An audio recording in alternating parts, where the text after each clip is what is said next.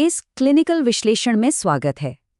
एक मानसिक स्वास्थ्य पेशेवर के तौर पर आज हम आधुनिक समाज की एक बहुत ही गंभीर समस्या को समझने की कोशिश करेंगे, और वो है अकेलापन और अलगाव।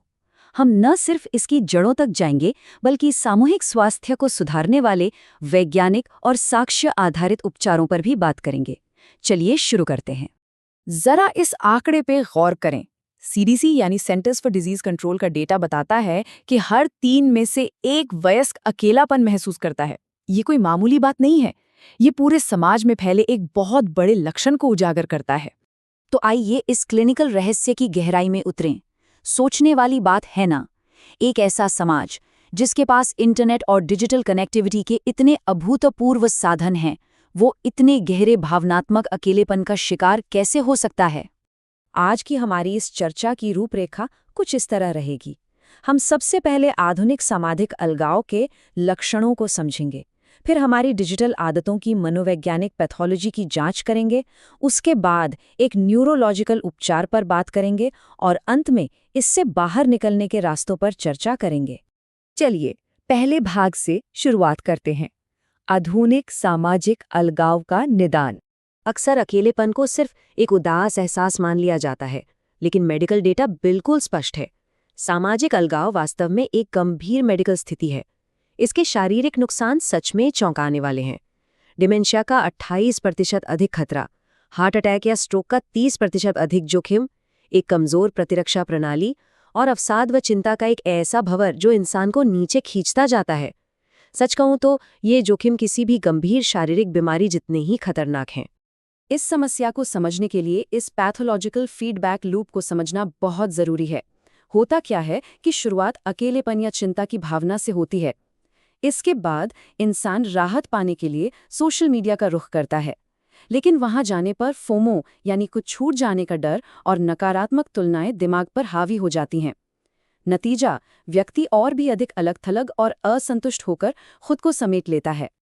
अब बीमारी के कारणों की ओर बढ़ते हैं, यानी भाग 2, द मेन कैरेक्टर ट्रैप। हमें उस माहौल की जांच करनी होगी जहां ये अकेलापन सबसे तेजी से पनपता है। यहाँ हमें मेन कैरेक्टर सिंड्रोम को क्लिनिकल नजरिया देना होगा। ये कोई आम इंटरनेट ट्रेंड नहीं है, बल्कि एक तरह का मनोवैज्ञानिक बचाव तंत्र है। इस मानसिकता में लोग खुद को जिंदगी की फिल्म का हीरो या मुख्य पात्र मान बैठते हैं और उम्मीद करते हैं कि पूरी दुनिया बस उन्हीं के इर्द गिर्द घूमे। इस चक्कर में बाकी सभी लोग महज साइड कैरेक्टर बनकर रह जाते हैं, जिससे इंसानी सहानुभूति खत्म होने लगती है। असल में सोशल मीडिया का इस्तेमाल 2 बिल्कुल अलग तरीकों से होता है।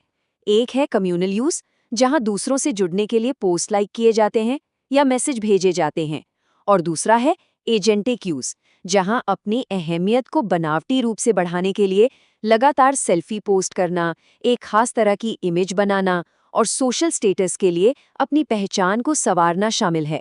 सोशल मीडिया के एल्गोरिदम इसी एजेंटिक यूज को बढ़ावा देते हैं। वो इस तरह से डिजाइन किए गए हैं कि वो एक एकदम सटीक और अति व्यक्तिगत अनुभव देते हैं। ये प्लेटफॉर्म एक 2 तरफा शीशे की तरह काम करते हैं, जो स्पॉटलाइट इफेक्ट का फायदा उठाकर आत्ममुग्धता को हवा देते हैं। इसका असर ये होता है कि एक सामान्य सी मानवीय असहमति भी किसी व्यक्तिगत हमले की तरह महसूस होने लगती है। मशहूर मनोवैज्ञानिक एरिच फ्रॉम का एक विचार इस स्थिति को बिल्कुल सटीकता से बयान करता है। लोग खुद ही अपने गुलाम बन गए हैं।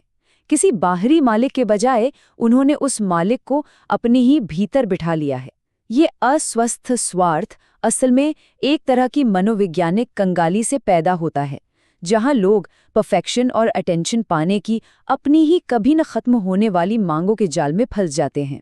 लेकिन घबराने की जरूरत नहीं है, विज्ञान के पास इसका जवाब है।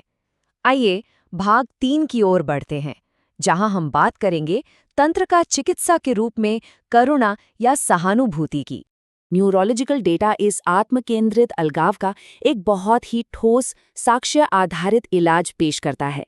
यूनिवर्सिटी ऑफ विस्कॉन्सिन मेडिसिन का एक क्लिनिकल अध्ययन बताता है कि केवल 2 हफ्ते तक रोजाना 30 मिनट का लविंग काइंडनेस ध्यान करने से दिमाग के सहानुभूति वाले हिस्सों को सचमुच फिर से गढ़ा जा सकता है।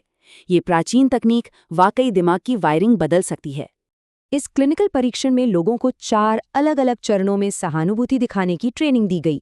पहले चरण में किसी अपने या प्रियजन पर ध्यान लगाना था, जो कि थोड़ा आसान होता है। दूसरे चरण में खुद को माफ करना था। तीसरे चरण में किसी अनजान व्यक्ति के दुख को समझना था और आखिरी सबसे मुश्किल चरण में किसी ऐसे व्यक्ति के प्रति करुणा दिखानी थी जिसके साथ मतभेद हों। इस ट्रेनिंग का असर मापने के लिए एक ऑनलाइन गेम में लोगों की आर्थिक परोपकारिता को चेक किया गया। नतीजे वाकई हैरान करने वाले थे। जिन लोगों ने करुणा की ट्रेनिंग ली थी, उन्होंने आम लोगों के मुकाबले पीड़ितों को लगभग 2 गुना पैसा दान किया। सिर्फ इतना ही नहीं, एफएमआरआई स्कैन ने भी इस बात की पुष्टि की कि इस ट्रेनिंग ने दिमाग के सहानुभूति वाले हिस्सों में हलचल बढ़ा दी। और सबसे दिलचस्प बात तो ये थी कि इसने दूसरों के दुख को समझने की क्षमता को सीधे दिमाग के रिवॉर्ड सिस्टम से जोड़ दिया। आसान शब्दों में कहें तो दिमाग ने दूसरों की मदद करने को एक इनाम या खुशी की तरह महसूस किया। इस अध्ययन की प्रमुख लेखिका हेलेन वेंग का कहना है कि यह कुछ जिम में वेट ट्रेनिंग करने जैसा है। लोग वास्तव में अपनी करुणारूपी मांसपेशी को मजबूत कर सकते हैं और दूसरों के दुख के प्रति ज्यादा परवाह दिखा सकते हैं। तो सहानुभूति कोई ऐसी चीज नहीं है जो बस हमारे अंदर है या नहीं है, बल्कि ये दिमाग की एक मांसपेशी है जिसे अभ्यास से ताकतवर बनाया जा सकता है। अब हम अपने इस क्लिनिकल विश्लेषण के आखिरी हिस्से यानी भाग 4 पर आते हैं, स्वस्थ स्वार्थ विकसित करना। आइए देखें कि इन सारी बातों को रोजमर्रा की जिंदगी में कैसे उतारा जाए। सबसे पहले तो हमें अस्वस्थ स्वार्थ और स्वस्थ स्वार्थ के बीच का फर्क समझना होगा। अस्वस्थ स्वार्थ असुरक्षा से पैदा होता है, जहां इंसान दूसरों का फायदा उठाता है और ये हमारे रिश्तों को खोखला कर देता है। इसके उलट स्वस्थ स्वार्थ मनोवैज्ञानिक प्रचुरता से जुड़ा है। इसमें अपनी सीमाएं तय करना और खुद की देखभाल करना शामिल है। ये बिल्कुल हवाई जहाज में सबसे पहले अपना ऑक्सीजन मास्क पहनने जैसा है। हम दूसरों की मदद तभी कर सकते हैं जब हम खुद भावनात्मक रूप से मजबूत हों।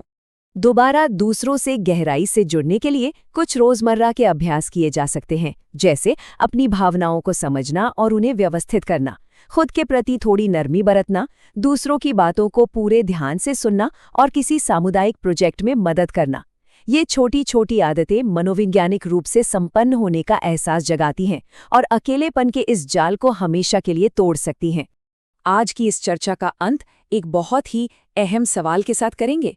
अब जब ये साफ हो गया है कि हमारे पास अपने ही अलगाव को ठीक करने की न्यूरोबायोलॉजिकल ताकत मौजूद है और सहानुभूति एक ऐसा हुनर है जिसे सीखा जा सकता है, तो क्या अब मेन कैरेक्टर के इस बनावटी पद से नीचे उतरकर इस विशाल इंसानी समाज में अपनी असली भूमिका को अपनाने का वक्त नहीं आ गया है? सोचने वाली बात है। क्या हम अपनी इस कहानी को फिर से लिखने के लिए तैयार हैं?